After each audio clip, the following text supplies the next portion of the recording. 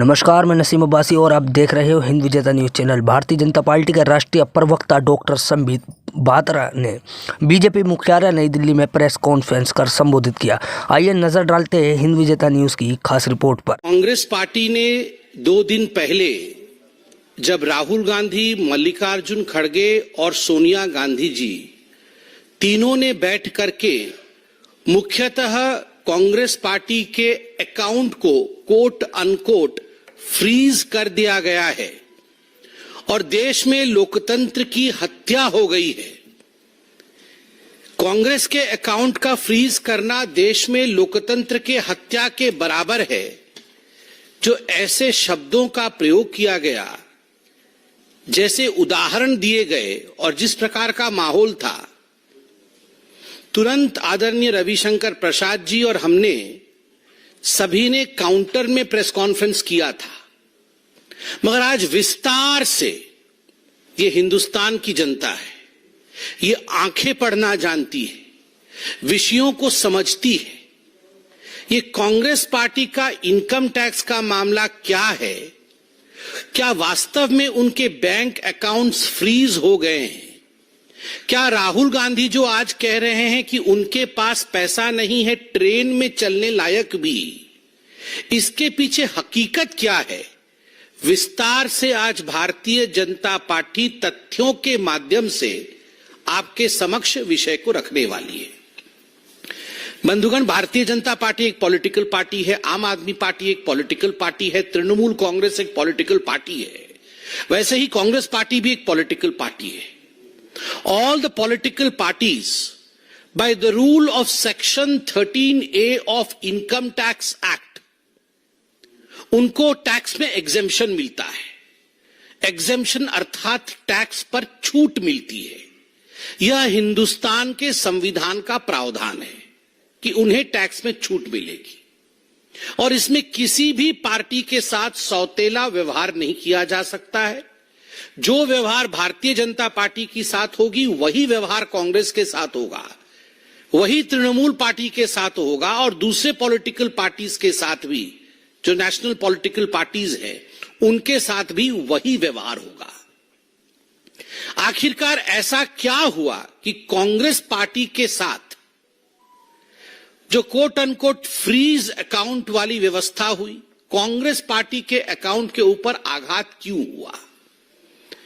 देखिए, यह विषय होता है फाइनेंशियल ईयर 2017-18 का। जो वित्त वर्ष 17-18 था कांग्रेस पार्टी का, उसका असेसमेंट होता है 18-19 में।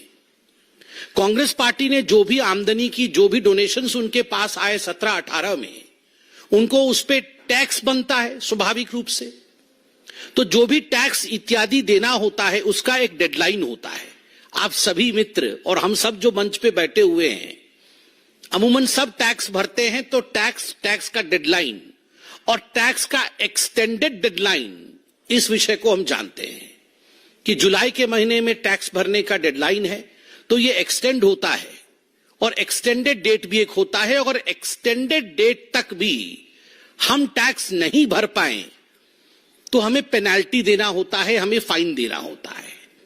तो फाइनेंशियल ईयर 17-18 का जो असेसमेंट बना, उसके अनुसार कांग्रेस पार्टी को दिसंबर 31, 2018 ये लास्ट डेट था, ये डेडलाइन थी जब तक उनको अपना टैक्स रिटर्न भरना था। But Congress could not comply with this. Congress party का प्रथम भूल रहा, कांग्रेस पार्टी की मिस्टेक रही कि एक्सटेंडेड डेडलाइन तो छोड़ दीजिए, जो एक्सटेंडेड डेडलाइन होता है, उस एक्सटेंडेड डेडलाइन जो कि 31 दिसंबर 2018 था, तब तक भी कांग्रेस पार्टी टैक्स भर नहीं पाई। वो टैक्स भरी कब? वो टैक्स भरती है फरवरी 2019।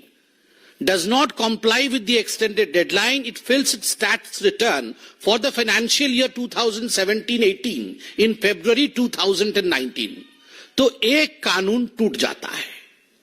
दूसरा एक प्रावधान है, एक रूल है, जो आप सब जानते हैं, पॉलिटिकल पार्टी के लिए बनाई गई है कि कोई भी पॉलिटिकल पार्टी अपने अकाउंट में 20,000 रुपए से अधिक कैश में डोनेशन नहीं ले सकता है। मगर कांग्रेस पार्टी का फाइनेंशियल ईयर 2017-18 का जब असेसमेंट 18-19 में हुआ तो उसमें पाया गया कि कांग्रेस पार्टी ने इस प्रावधान का भी उल्लंघन किया है। Congress party has not complied with this rule that no political party can receive donations beyond 20,000 rupees. Astonishingly, I don't know why, despite knowing the rules, Congress party had accepted a donation worth 14 lakh rupees. Cash में financial year 17-18 में उन्होंने 14 लाख रुपए donation लिया है, बेनामी donation, जो कि rule number 2 टूटता है। तो 17-18 फाइनेंशियल ईयर में 2 प्रावधान को कांग्रेस ने तोड़ दिया।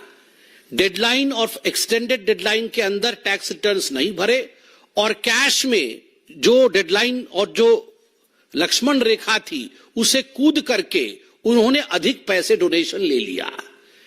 और एग्जेम्पशन रूल का 13A में स्पष्ट मानना है कि यदि आप इन प्रावधानों को नहीं मानेंगे तो जो एग्जेम्पशन का कानून आपको दिया गया है, जो प्रावधान एग्जेम्पशन का आपको दिया गया है, वो फैसिलिटी विड्रॉ कर ली जाएगी।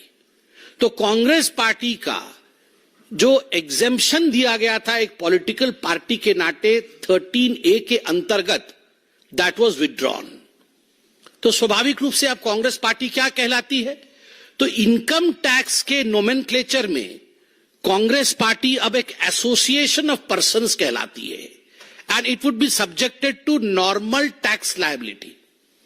एक group of association of people है और एक एसोसिएशन ऑफ पीपल जब कोई ट्रस्ट इत्यादि इत्यादि चलाते हैं तो उनका जो टैक्स लायबिलिटी होता है, नॉर्मल टैक्स लायबिलिटी होती है, वो नॉर्मल टैक्स लायबिलिटी के ब्रैकेट में कांग्रेस पार्टी आ जाती है। अब आ जाइए आप जुलाई 2021 में। जुलाई 2021 में टैक्स असेसमेंट होता है कांग्रेस पार्टी का और टैक्स असेसमेंट, जो टैक्स रिटर्न जो कांग्रेस पार्टी करती है, उसके असेसमेंट के आधार पर पार्टी का रिटर्न डिमांड बनता है 105 करोड़ रुपया का। 105 crore rupees was raised following the assessment of the party's return. तो 105 करोड़ रुपए का रिटर्न बनता है। तो कांग्रेस को भारत के आयकर विभाग को 105 करोड़ रुपया डिपॉजिट करना था। अब वो एग्जेम्पशन उनको मिलने वाला नहीं है क्योंकि वो एग्जेम्पशन से बाहर हो चुके हैं। मगर कांग्रेस पार्टी ने 105 करोड़ रुपए डिपॉजिट नहीं किए। कांग्रेस पार्टी ने उस समय कितना डिपॉजिट किया?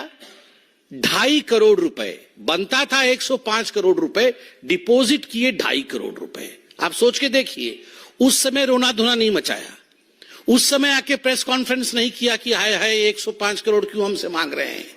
दैट मीन्स दे एक्सेप्टेड कि ठीक है ये बनता है, हम 2.5 करोड़ दे सकते हैं, हमने 2.5 करोड़ दे दिया। अगर अन्याय हो रहा था आपके साथ, आप ये मानते तो आप 2.5 करोड़ भी नहीं देते, आप कोर्ट चले जाते। मगर आपने केवल 2.5 करोड़ दिया। कानून क्या कहती है? जो आयकर कानून है, इनकम टैक्स एक्ट है, वो कहती है जो रकम बकाया है यदि आप उसका 20% रकम भी भर देंगे तो आप केस से एग्जेम्प्ट हो जाएंगे। The case would be kept in abeyance. Exempt नहीं होंगे, अबेयंस में रखा जाएगा।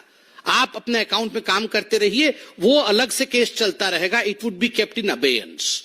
अगर 20% भरते हैं, 105 करोड़ का 20% लगभग 21 करोड़ रुपए बनता है। अगर 21 करोड़ रुपए कांग्रेस पार्टी भर देती तो ये पूरा मामला जो आप आज सुन रहे हैं, देख रहे हैं, जिस पे प्रेस कॉन्फ्रेंस हो रही है, तो ये कुछ होता नहीं, क्योंकि ये कानून है। केस को अबेयंस में रखा जाता, ये चलता रहता। मगर कांग्रेस ने जिद किया हम केवल 2.5 करोड़ देंगे और 2.5 करोड़ दिया, वो केस चलता रहा। तो जब आप इनकम टैक्स रिटर्न के अमाउंट को भरते नहीं है तो उस पर आपको इंटरेस्ट भी देना होता है। 105 करोड़ पे इंटरेस्ट पे इंटरेस्ट, इंटरेस्ट पे इंटरेस्ट जम करके अब वो 135 करोड़ का रकम बन चुका है। और याद रखिए, जब तक ये पूरा रकम नहीं भरा जाएगा, this will keep on rising, the interest will keep on rising तो ये 135 करोड़ कल बढ़ के 140 करोड़ भी हो जाएगा यदि समय पे इसकी भरपाई नहीं होती है। तो कांग्रेस ने देखा अच्छा ये तो पैसा बढ़ता जा रहा है क्योंकि दे वर द डिफॉल्टर्स। तब वो जगह और वो पहले गए कमिश्नर अपील्स के पास। जब कमिश्नर अपील्स के पास गए तो कमिश्नर अपील ने उनके अपील को खारिज कर दी। क्या अपील थी कांग्रेस पार्टी की? कांग्रेस पार्टी की अपील थी कि ये जो नोटिस इशू कर रहे हैं रिकवरी के लिए इसको स्टे करा दिया जाए, हम ये पैसे नहीं देंगे, इस पे स्टे किया जाए। तो कमिश्नर अपील्स ने कहा नथिंग डूइंग, ये स्टे नहीं होने वाला है। उसके ऊपर की अथॉरिटी कौन थी? उसके ऊपर की अथॉरिटी थी इनकम टैक्स अपीलिएट ट्राइब्यूनल। तो ट्राइब्यूनल के पास कांग्रेस पार्टी जाती है और कहती है मिलॉर्ड ये हमारे साथ ज्यादती हो रही है, किसी भी प्रकार से आप इस नोटिस को विड्रॉ करवाइए और इस पर स्टे लगवाइए। तो इनकम टैक्स अपीलिएट ट्राइब्यूनल कहता है काहे को ज्यादती हो रही है, ये तो देश का कानून है। अगर मैं भी जो ट्राइब्यूनल का अथॉरिटी हूं, अगर हम भी डिफॉल्टर होंगे तो स्वाभाविक रूप से देश के जो आयकर के कानून होंगे वो हम पर भी लगेंगे। तो ट्राइब्यूनल ने भी कांग्रेस की जो डिमांड थी, जो प्रेयर था कांग्रेस को, it was set aside by the tribunal appellate tribunal authority, उन्होंने भी उसको सेट असाइड कर दिया। तो आनंद फानंद में कांग्रेस पार्टी के बड़े बड़े वकील तुरंत पहुंचते हैं दिल्ली हाईकोर्ट और दिल्ली हाईकोर्ट में जाकर उन्होंने कहा कि ये जो इनकम टैक्स अपीलिएट ट्राइब्यूनल है इन्होंने गलत जजमेंट दिया है, आप ये इनकम टैक्स अपीलिएट अथॉरिटी के जजमेंट को खारिज करिए, नोटिस को स्टे करिए। दिल्ली हाईकोर्ट ने पूरा विषय सुना, एडवर्स रिमार्क दिया। कांग्रेस पार्टी के विरोध में, उनके इस प्रेयर के विरोध में एडवर्स रिमार्क देते हुए कहा कि we are not going to stay the order of the income tax appellate tribunal.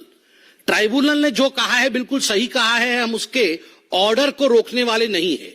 Neither are we going to stay the proceedings of serving of notice of recovery to you.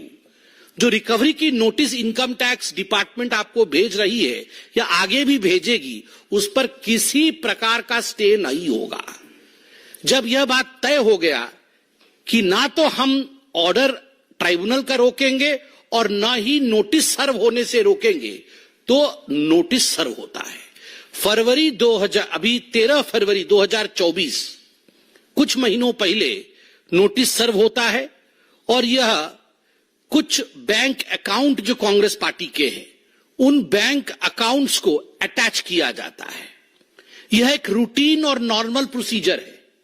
यदि आप income tax पेई हैं, आपने tax नहीं दिया और आप पे बार बार नोटिस आता है और उसके बावजूद आप डिफॉल्टर होते हैं, आप अथॉरिटीज पे जाते हैं, अपीलिएट पे जाते हैं, कोर्ट पे जाते हैं और उसके बाद भी आप हार के आते हैं, तो आपके अकाउंट को रोका जाएगा, फ्रीज नहीं किया जाएगा, आपके अकाउंट को अटैच किया जाएगा। उस पर चर्चा होगी कि इससे रिकवरी कैसी करनी है। और यहां बताना आवश्यक है, जो पब्लिक डोमेन में है, कि लगभग 3 या 4 बैंक अकाउंट कांग्रेस पार्टी के ऐसे थे जिनके ऊपर इनकम टैक्स ने नजर डाला, जिनको अटैच करने की एक रूटीन कार्यवाही की। कांग्रेस पार्टी के बहुत सारे अकाउंट्स हैं, केवल ये 3-4 अकाउंट्स नहीं है, मल्टीपल अकाउंट्स है जो फंक्शनल है।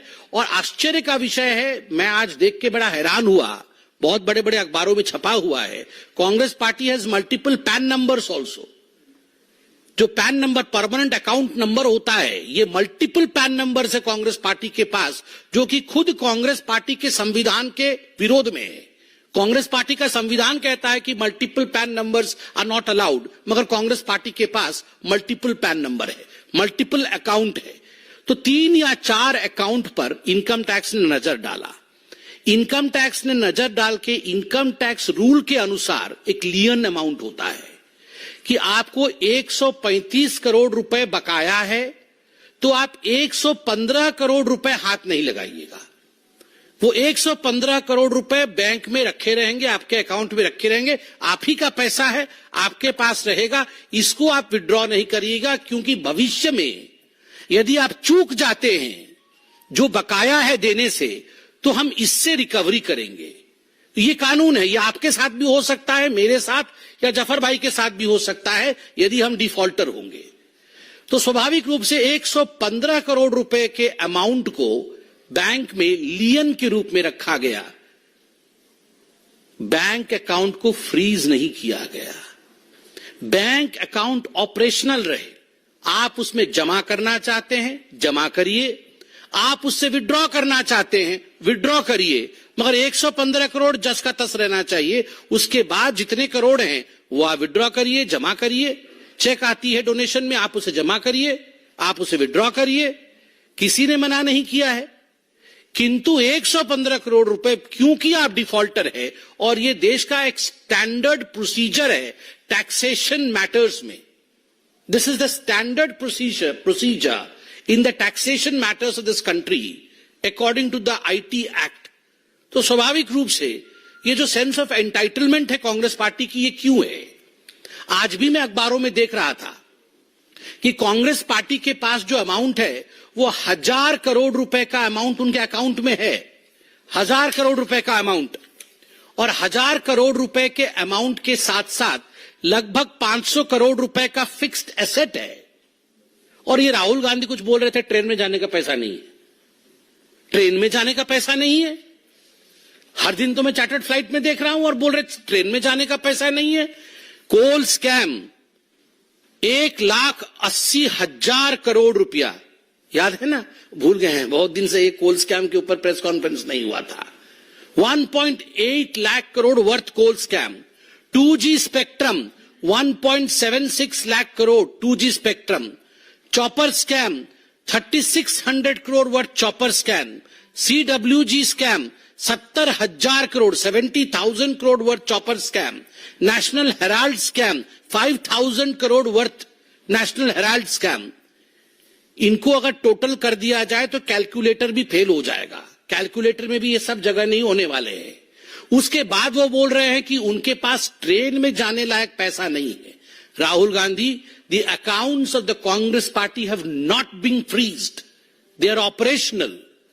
But there are certain rules in the laws and the bylaws of the IT Act which has to be followed by every single citizen, every organization and every political party of this country. हर व्यक्ति, हर संगठन और हर political दल को यह जो कानून बनाया गया है, ये जो प्रावधान है आईटी एक्ट के, उसे मानना ही पड़ेगा। हम सब बाध्य है, बंधे हुए हैं कॉन्स्टिट्यूशन से। Why do you or Mrs. Sonia Gandhi feel that you are above the Constitution of India? This is the question which is extremely important, and I believe Rahul Gandhi, after this detailed press conference of ours, income tax के बाद के विषय में जो ये detailed press conference हुआ है, राहुल गांधी इसका एक टेक्निकल जवाब देंगे, पॉलिटिकल जवाब नहीं देंगे। धन्यवाद।